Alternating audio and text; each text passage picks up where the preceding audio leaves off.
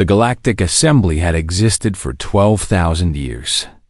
It was a collection of over 400 different alien species who had learned to live together in peace. They traded with each other, shared knowledge, and governed the known universe from a massive space station called Nexera Prime. The Assembly believed they had seen everything the universe had to offer. They were wrong. In the year 2247, humans finally built a ship that could travel faster than light. It was the greatest achievement in human history. After centuries of dreaming about the stars, humanity was ready to meet their cosmic neighbors. They sent their best people to make first contact. Ambassador Daniel Carter led the mission. He was a tall man with gray eyes and a calm voice.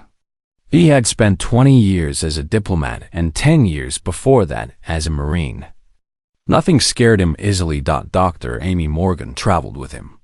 She was Earth's leading expert on alien life, even though humans had never actually met aliens before. She had spent her whole career preparing for this moment. She was smart, curious, and very observant. When their ship arrived at Nexera Prime, they expected wonder. They expected excitement. What they got was laughter. The assembly chamber was enormous. It could hold thousands of delegates from hundreds of worlds. Strange beings of every shape and size filled the seats. Some looked like crystals that glowed with inner light. Others floated in the air like clouds of colored gas. Some had too many eyes. Some had no eyes at all. And all of them were watching the two humans with expressions that ranged from boredom to amusement. High Arbiter Thiessen was the leader of the assembly that year. Thiessen was a Volante, a being made of living crystal. When Thiessen moved, light bounced off their body and created rainbows on the walls. Thiessen's voice was like wind chimes in a gentle breeze. "We welcome the humans to galactic civilization," Thiessen announced. The words were polite, but the tone was not. "I must say, we are surprised that a species from such an ordinary little world managed to reach the stars at all." Laughter filled the chamber. Every species had their own way of laughing. Some made clicking sounds. Some whistled. Some flashed colors. But the meaning was the same everywhere. They were making fun of the humans. Ambassador Carter kept his face calm. He had dealt with difficult people before. He could deal with difficult aliens too. A floating cloud of purple gas drifted closer to the podium. This was Delegate Corvin of the Minthari. The Minthari had no solid bodies. They existed as living gas that could think and speak. "Their planet is barely worth mentioning," Corvin said in a voice like bubbles popping. "A tiny rock orbiting a single boring star. The atmosphere is thin and weak. The ground shakes and breaks apart. That they survived at all is quite funny, really." More laughter. Dr. Morgan noticed that Ambassador Carter's jaw had tightened slightly. She touched his arm to remind him to stay calm. A massive figure pushed through the crowd to get a better look at the humans. This was Commander Rilith of the Zethani. The Zethani were warriors. They had been designed for battle over thousands of years. Rilith stood almost 8 feet tall. His body was covered in natural armor that gleamed like polished metal. He had 4 eyes that all focused on the humans with cold interest. "They are soft," Rilith observed. His voice was deep and rough. "No armor, no claws, no venom, no special senses. They have nothing but their weak little bodies and their simple tools. My people could destroy them without effort. We did not come here to fight," Ambassador Carter said. His voice was steady. "We came to join the galactic community. We came in peace." "Peace," Rilith repeated, making the words sound like a joke. "What would creatures like you know about anything else? You could not fight if you wanted to." Thiessen raised a crystalline hand to restore order. "Let us not be too harsh on our new friends. They have come a long way, after all. It is impressive that they survived their little planet long enough to build a starship." Speaking of our planet, Dr. Morgan said, stepping forward. Her voice was polite but firm. We would like to understand your classification system. How do you rate different worlds? Deason made a chiming sound that might have been surprise. Most new species did not ask questions. They usually just stood there looking overwhelmed. Of course, Doctor, Deason replied. We classify planets from level 1 to level 10. Level 1 worlds are the safest and most comfortable. Life there is easy and pleasant. Level 10 worlds are what we call hell worlds. They are so dangerous that no intelligent life could possibly evolve there. And where does Earth fall on this scale? Carter asked. Deason gestured to a technician, who began pulling up data on a large floating screen. For a moment, everyone watched the screen fill with information about the human homeworld. Then the technician made a strange sound. Then the technician made the sound again. Then the technician looked at the screen as if it had personally insulted them. There must be a mistake, the technician said. What does it say? Commander Rilith demanded. He pushed closer to see the screen. The technician's voice shook as they read the information out loud.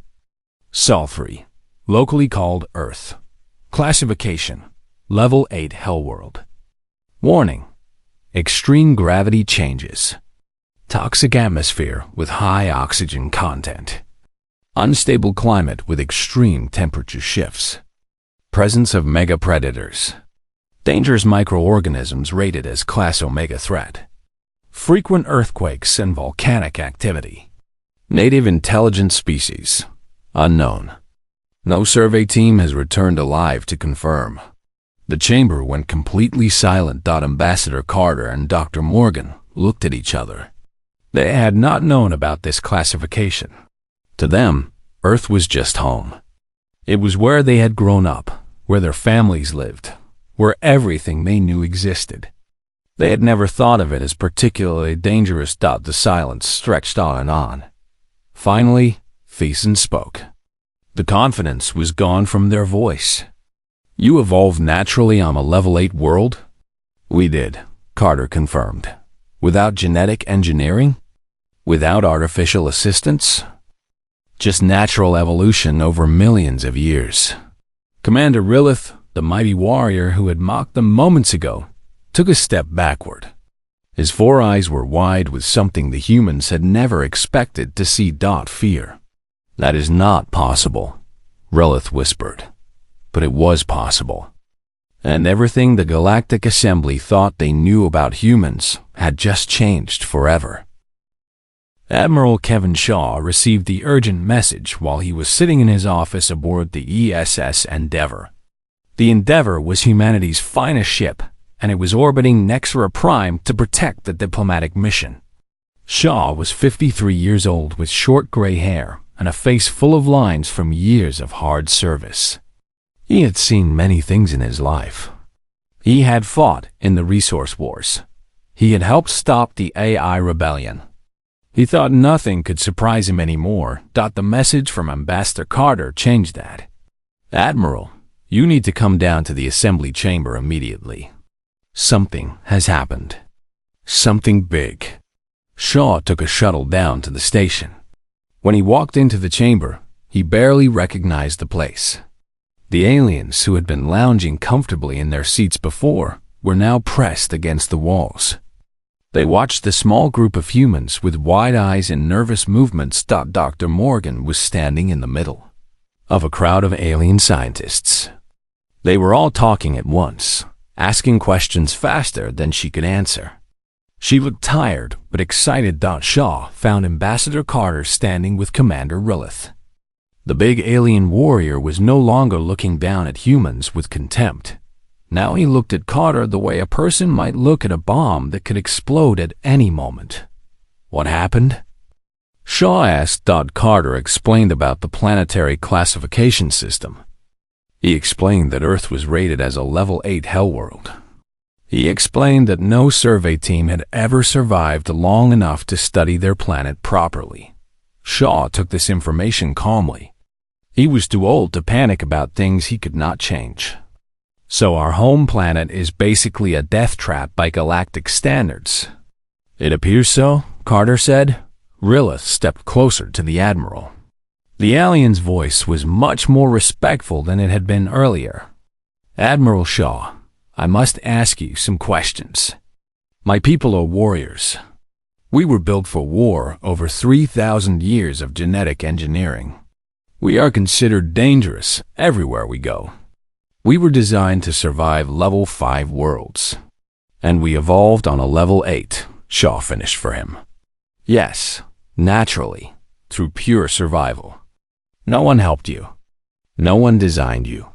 Your planet tried to kill you every single day, and you simply refused to die. Dr. Morgan had escaped from the crowd of scientists and joined them. Her eyes were bright with excitement. Kevin, you would not believe the questions they are asking. They want to know about everything. Predators, weather, diseases. They think we're lying about half of it. Show them the databases, Shaw suggested. We have nothing to hide. Morgan nodded and turned to the gathered aliens. If you want to understand humanity, let me tell you about Earth. The alien scientists gathered closer. Some of them were already shaking with fear. Earth has predators that weigh over 1,000 kilograms, Morgan began. Great white sharks that hunt in the oceans. Crocodiles that have existed almost unchanged for millions of years because they were already perfect killing machines. Bears that can run faster than any human and tear through metal with their claws. Big cats that stalk through the night, seeing in the dark, waiting for prey. A Volanti scientist made a sound like breaking glass. And you lived alongside these creatures? We hunted them, Morgan said simply. Some of them we tamed. Dogs, for example, are descended from wolves. Wolves are pack predators that would have killed our ancestors. Instead, we made friends with them. Now they live in our homes and love us like family. The breaking glass sound got louder. Then there is the weather, Morgan continued. Temperatures on Earth range from -90 degrees in some places to over 50 degrees in others. We have hurricanes that can flatten cities. Tornadoes that can pick up buildings and throw them across the land. Floods that drown entire regions. Droughts that last for years. Earthquakes that split the ground open. Volcanoes that bury everything in fire and ash. How do you survive such things? Asked a floating Minthari who lived in carefully controlled gas bubbles. We adapted. We built shelters. We learned to predict when bad weather was coming. Sometimes we failed and millions died. But there were always more of us. We kept going. High Arbiter Thiessen had been listening quietly. Now the crystal being spoke up. Admiral Shaw, the database mentioned something called disease. Our translators are having difficulty with the concept. Can you explain? Shaw looked at Morgan, who nodded and took over. Disease is when tiny organisms, so small you cannot see them without special equipment, get inside your body and attack you from within. Bacteria eat your flesh. Viruses hijack your cells and force them to make more viruses until the cells die. Parasites live inside you and feed on your blood and organs. The silence in the chamber was complete. Several aliens looked like they might faint. Our planet is covered with these organisms, Morgan said. Trillions upon trillions of them. They are everywhere. In the air we breathe. In the water we drink. In the food we eat. On every surface we touch. Even inside our own bodies right now. A Minthari delegate fled the chamber completely. But we have immune systems, Morgan continued. Our bodies contain billions of specialized cells whose only job is to find these invaders and kill them. Every single human is fighting a constant war against microscopic enemies every moment of every day. We are born with this ability, and it gets stronger as we face more enemies. Commander Rilith leaned forward. You fight battles inside your own bodies against enemies you cannot even see? Constantly, Shaw confirmed. We do not even think about it most of the time. It just happens. And these diseases have killed many of your people? Oh yes. The Black Plague killed about a third of one continent's population hundreds of years ago. The Spanish flu killed millions more. New diseases appear all the time. We fight them. We develop medicines and vaccines. We learn. We survive. Rilith was quiet for a long moment. Then he did something that shocked everyone in the chamber. The great Zithani warrior, bred for combat, designed to fear nothing, bowed his armored head to the human admiral. I understand now, Rilith said slowly. You are not weak. You never were. You are survivors of a world that should have killed you 1,000 times over. Everything about you exists because it kept your ancestors alive against impossible odds. Shaw nodded. That is what humans are, Commander. We are what happens when a planet tries its best to kill you, and you refuse to accept death. The Galactic Assembly would never look at humanity the same way again. 3 weeks passed after the revelation about Earth. In that time, everything changed for the human delegation. The aliens who had laughed at them now kept their distance. They watched the humans with a mix of fear and fascination, the way a person might watch a tiger that had wandered into their home. Lieutenant, Commander Megan Torres stood in the medical bay of the Endeavor. She was 31 years old, with dark hair tied back in a practical bun. She had spent 10 years as a combat medic, patching up wounded soldiers in some of the worst places on Earth and beyond. Now she was teaching alien doctors about human biology. This is a human skeleton, she said, pointing to a holographic image floating in the air. We have 206 bones when we are fully grown. They give our body structure and protect our organs. A Volanti physician, who had no bones at all, made a worried sound. These are inside you? All the time? Yes, they are covered by muscle and skin, but they are always there. And if they break? Torres smiled. They heal. Given time and proper care, a broken bone will repair itself. It actually becomes stronger at the breakpoint than it was before. The Volanti made the breaking glass sound that meant distress. You break and you fix yourselves? We do. I broke my leg badly during a mission on Europa, one of the moons of Jupiter. The bone shattered in 3 places. It took about 4 months to heal completely. Then I went back to active duty. A Carathian delegate stepped forward. The Carathians had hard shells on the outside of their bodies, like insects. Once our shells crack, they never heal. We must live with the damage forever. You are saying human bones do not work this way? Correct. Correct. Our bones grow back together. Children heal fastest, but even old people can recover from broken bones. Torres changed the display to show the human muscular system. This is how humans move. We have about 650 muscles attached to our skeleton. When we move, these muscles contract and pull on our bones. That is similar to many species, one of the doctors observed. What makes humans different? When we exercise, when we push our muscles hard, they develop tiny tears. The tissue rips apart on a microscopic level. The aliens gasped and murmured among themselves. This damage triggers our body to repair the muscles, but it builds them back stronger and larger than before. This is how humans become more powerful over time. We break ourselves down so we can build ourselves back up better. A Zithani medical officer who had joined the session spoke up. You are saying that humans deliberately hurt themselves to become stronger? Every day. We call it training. Soldiers, athletes, anyone who wants to be stronger and faster and tougher puts themselves through controlled damage. Pain is just information. It tells us we are pushing our limits.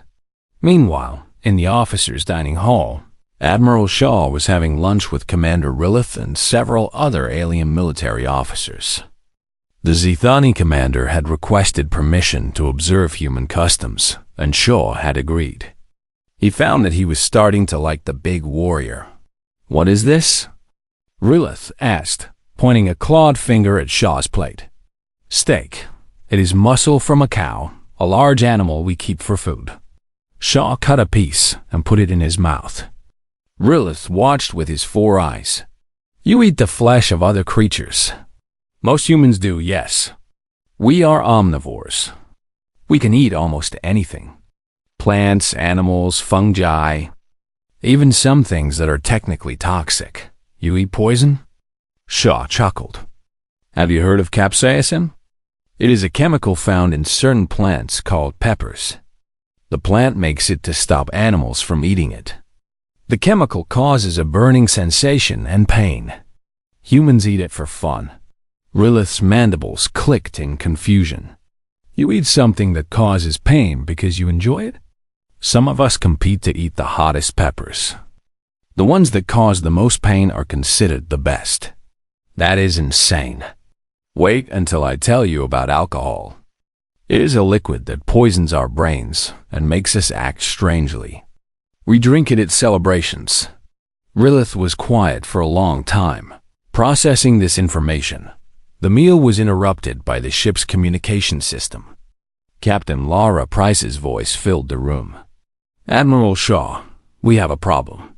Unknown ships have entered the system. The configuration matches the Vrecken Imperium." Shaw noticed that all the alien officers had gone very still. Even Rilith, who feared very little, looked concerned. "Who are the Vrecken?" Shaw asked. "They are raiders," Rilith explained. "Pirates and slavers. They attack newly contacted species before those species can receive protection from the assembly. They take what they want, slaves and resources, and disappear into unexplored space. They have done this for centuries. How many ships? If they follow their usual pattern, between 30 and 50. Shaw stood up from the table. His face had changed. The calm, friendly man who had been chatting about food was gone. In his place was something harder and colder. "What does the assembly usually do about them?" Rilla's voice was bitter. "Nothing useful. They send diplomatic complaints. They talk about economic punishments. By the time they organize a response, the Vrecken are long gone with their stolen goods and captured people." "I see." Shaw's voice was very quiet. "And they are coming here now? To attack us?" "That is their pattern, yes. You are new. You are vulnerable. You have no allies to protect you." Admiral Shaw smiled. It was not a pleasant smile. It was the kind of smile that a wolf might give a sheep that had wandered too close. "Commander Rilith, how many ships do you think the human fleet has in this system?" 7, I believe. Your flagship and 6 escorts." "That is correct. 7 ships against 40 or 50 raiders. Does that concern you?" Rilith nodded. "The odds are not good, Admiral." Shaw's smile grew wider. "No, Commander. The odds are not good. For them." He turned and walked toward the door. "Please, excuse me. I have a battle to prepare for." The aliens watched him go. Then they looked at each other with growing understanding. They were about to see what Hellworld creatures did when threatened. 1 year had passed since the Battle of Nexera. In that time, the galaxy had changed in ways that nobody could have predicted. The Galactic Assembly gathered for its annual summit in the Great Chamber on Nexera Prime. The room was more crowded than it had ever been. Delegations had come from species that had never shown interest in galactic politics before. Some had traveled from distant corners of known space, just to be here. They had all come to see the humans. Ambassador Daniel Carter stood at the central podium. He looked different from the nervous diplomat who had faced mockery 1 year ago. Now he stood with confidence, knowing that his species had earned its place among the stars. Admiral Shaw stood beside him, along with Lieutenant Commander Torres, Captain Mitchell, and Dr. Morgan. Together, they represented everything humanity had shown the galaxy in the past year. High Arbiter Thiessen called the chamber to order. The crystal beam's voice rang clear and respectful. This summit marks one standard year since humanity joined galactic civilization. Much has changed since then. The Vrikan Imperium has withdrawn from 3 sectors they once controlled. Pirate attacks along the outer rim have dropped by 70%. 17 species have asked to form defensive alliances with Earth. Murmurs of agreement rippled through the chamber. Commander Rilith rose from his seat. The Zethani warrior had spent much of the past year aboard human vessels, observing and learning. His reports had become famous among his people. "I have served alongside humans for 12 months, Rilith announced to the assembly. "What I have seen has changed everything I thought I knew about survival and strength." He turned to face the human delegation. Humans do not simply endure hardship. They seek it out. They push themselves to fail so they can learn. They test themselves against impossible challenges because they believe it makes them better. They form bonds of loyalty that cannot be explained by logic. They will fight and die for people they have known for only a short time. The chamber was completely silent. They create beautiful things, even when they are suffering. Art and music and stories. They laugh at death. They mourn their fallen with ceremonies that honor sacrifice. They celebrate survival. They never give up hope. Rilith paused. His 4 eyes studied each human standing at the podium. But most remarkable of all is their compassion. After the Battle of Nexera, I watched human medical teams treating wounded Vrekan prisoners. They gave these enemies, these slavers who had come to capture them, the same care they gave their own wounded. I asked Admiral Shaw why they would do this. The chamber waited. He told me something I will never forget. He said, "Because we know what it means to suffer. And nobody should have to suffer alone." Thiessen's crystalline form chimed. Softly in what might have been emotion, Ambassador Carter stepped forward to address the assembly. Humanity did not come to the stars looking for conquest. We did not come seeking enemies or slaves. We came because exploring is what we do. It is in our nature to look at the unknown and want to understand it, to see a mountain and want to climb it, to see an ocean and want to cross it, to see stars and want to reach them. He looked around at the hundreds of alien faces watching him. Our world made us strong. Every disaster, every predator, every disease that tried to destroy us made us more determined to survive. But survival was never the goal. It was just the beginning. We survived so that we could build, so that we could create, so that we could reach out and find others like us, others who looked at the universe and wondered what was out there. Dr. Morgan spoke next. Her voice was calm and clear. "We've been called dangerous. This is true. We are very good at surviving, and sometimes survival requires violence. But the same instincts that make us deadly also make us compassionate. The same stubbornness that kept our ancestors alive makes us refuse to abandon those who need help. The same aggression that makes us terrifying in battle makes us passionate defenders of those we care about." She smiled gently. "We are not monsters. We are not angels. We are just people from a very difficult world who learned that the only way to survive was together." Admiral Shaw stepped forward for the final words. "The humans have a saying. What does not kill you makes you stronger. Our planet spent millions of years trying to kill us. Predators, diseases, natural disasters, other humans. And yet here we stand. Not because we are the strongest or the fastest or the smartest, but because we are too stubborn to quit." He looked at Commander Rilith and the other alien warriors in the crowd. "We offer that stubbornness to the galaxy. We will defend those who cannot defend themselves. We will explore the places nobody else will go. We will face whatever comes because that is what humans do. We have always been the species that looks at the impossible and says, let us try anyway. High Arbiter Thiessen rose to speak. The motion before this assembly today is simple. Shall humanity receive full membership in the Galactic Assembly with all the rights and responsibilities that come with it? The vote took only moments. It was unanimous. The chamber erupted in celebration. Beings of every shape and size applauded in their own ways. Crystalline forms chimed. Gaseous entities pulsed with color. Warriors stomped their armored feet.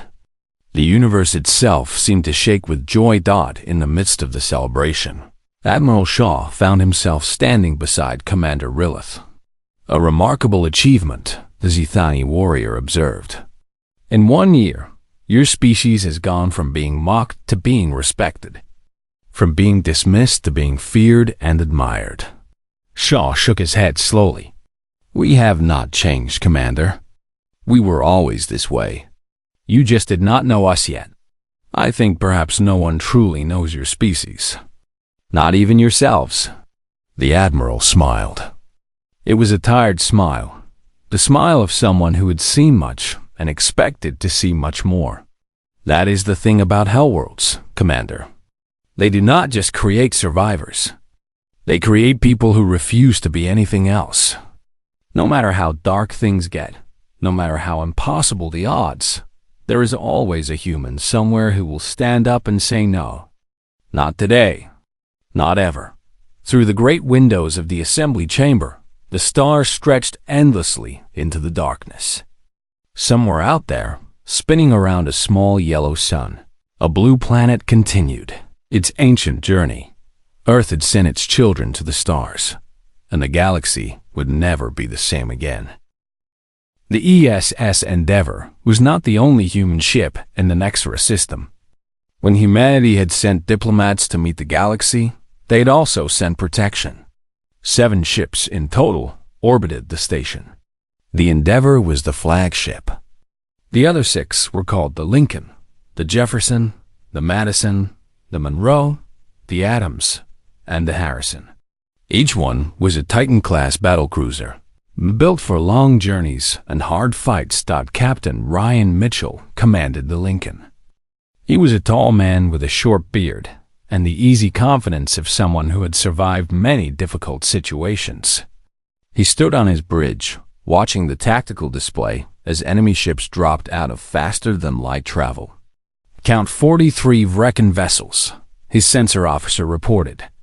Mix of sizes. Frigates, destroyers, and cruisers.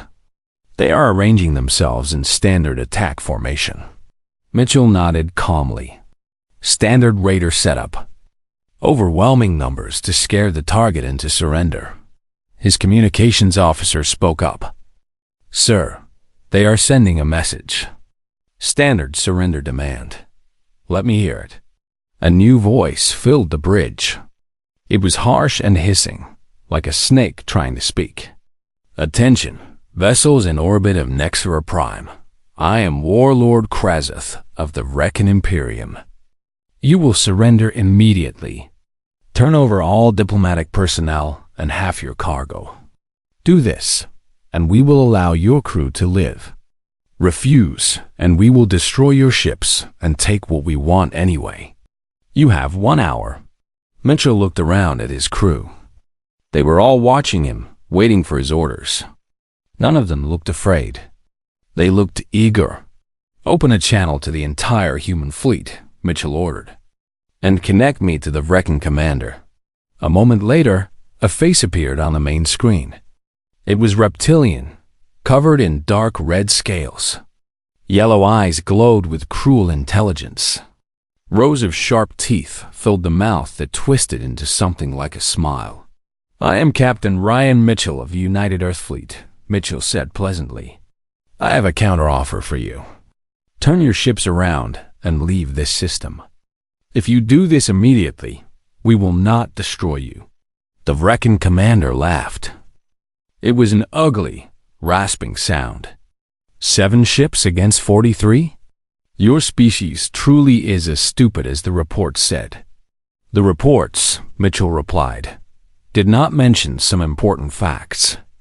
We come from a level 8 hell world. We've been fighting wars against each other, against our planet, and against microscopic enemies for our entire history. And here's the really important part. He leaned forward. We actually enjoy this sort of thing. Warlord Krazeth stopped laughing. For a moment, something flickered in those yellow eyes. Then the Vrecken's arrogance returned. Brave words. We shall see if your actions match them. Your hour begins now. The screen went dark. Mitchell turned to his crew. Battle stations. Signal the fleet. We are not waiting an hour. On the Endeavor. Admiral Shaw had taken command of the Tactical Coordination Center. Dr. Morgan stood nearby, watching the displays with scientific curiosity. Admiral, she said quietly, you seem very calm for someone facing 6-to-1 odds. Shaw glanced at her. Doctor, let me tell you something about human military history. We have a long tradition of winning impossible fights through pure stubborn refusal to lose. 300 Spartans held a mountain pass against a massive army. 100 British soldiers defended a small building against 4,000 warriors. We have done this again and again throughout our history. But these are alien ships.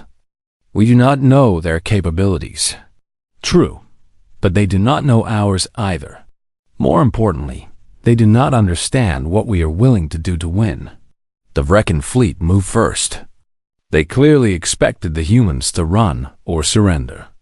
Instead, the 7 human ships accelerated directly toward them.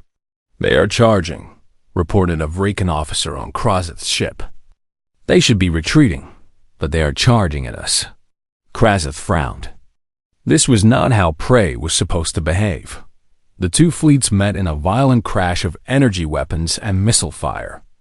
The Vrecken had more ships, more guns, and more experience raiding helpless targets. What they did not have was experience fighting humans. The human ships moved with terrifying coordination. They did not spread out and try to survive. They pushed forward into the enemy formation, getting close enough that the Vrecken could not use their numerical advantage. At close range, the battle became chaotic, and in chaos, the humans thrived. The Lincoln took a direct hit on its port side. Fire blossomed along the hull. Atmosphere vented into space. Any other species would have pulled back to assess the damage. Instead, emergency teams sealed the breach in minutes. The crew kept fighting. The ship did not stop. The Madison launched something the Vrecken had never seen. Small craft, each one piloted by a single human, streaked out of the battlecruiser and dove straight into the enemy formation.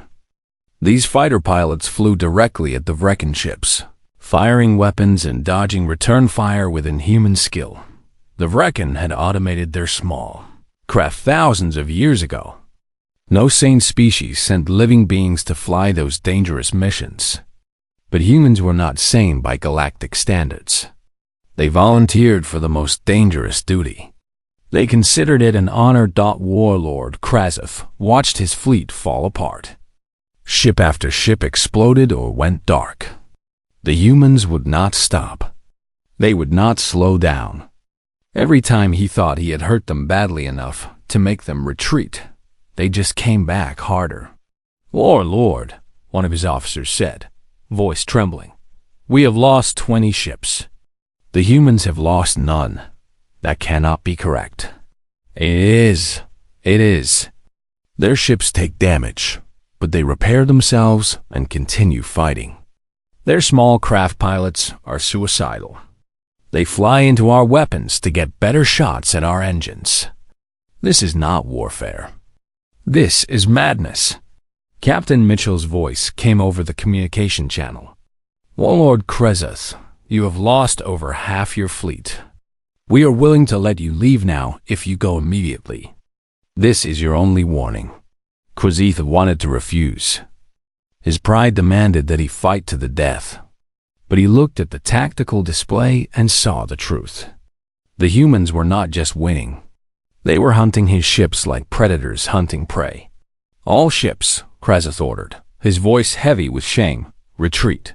Fall back to hyperspace. The surviving Vrekin vessels turned and ran as his damaged ship limped toward the edge of the system. Kraseth received one final message from Admiral Shaw. Warlord, please deliver a message to your Imperium. Earth is now under the protection of the United Earth Fleet. Any attack on humanity or allies will be met with total response. We do not negotiate with slavers. We do not accept surrender terms from those who prey on the weak. And we do not forgive. Remember this day. Tell your people what happened here. Make sure they understand what they will face if they ever return. The message ended. Kraseth sat in silence as his ship fled into the darkness between stars.